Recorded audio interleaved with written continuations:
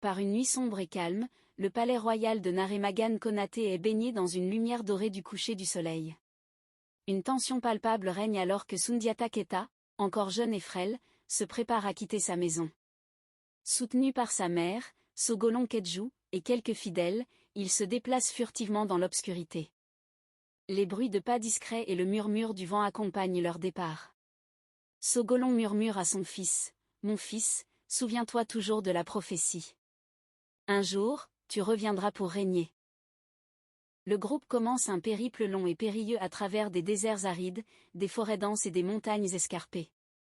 Les dangers sont omniprésents, la faim, la soif, les animaux sauvages et les bandits les mettent à l'épreuve. Les traits de fatigue et de souffrance se lisent sur les visages de Sundiata et de ses compagnons, mais une détermination inébranlable brille dans les yeux du jeune prince.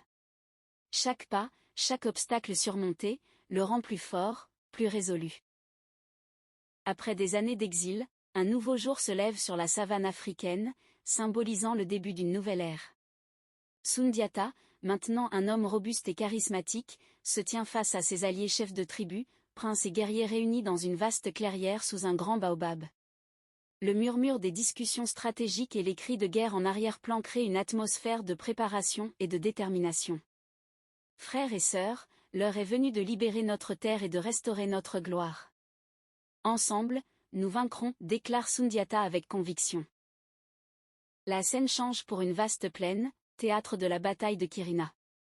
Les forces de Sundiata affrontent celles de Sumoro Kanté dans un combat épique. Les stratégies militaires se déploient, les actes de bravoure se succèdent. Les bruits de la bataille, les cris de guerre et le choc des armes résonnent dans l'air. Sundiata, en duel face à Sumoro, démontre sa force et sa détermination, utilisant à la fois son courage et son intelligence pour vaincre son ennemi. Et la victoire est triomphante. Les troupes de Sundiata lèvent leurs armes en signe de triomphe, célébrant la défaite de Sumoro Kanté. Les feux de joie s'allument, et les danses tribales éclatent dans une célébration de liberté retrouvée. Sundiata, au milieu de cette euphorie, proclame « Aujourd'hui, nous avons restauré notre liberté. Nous construirons un empire de justice et de prospérité. » La scène finale se déroule dans le palais royal, où une grande cérémonie de couronnement a lieu.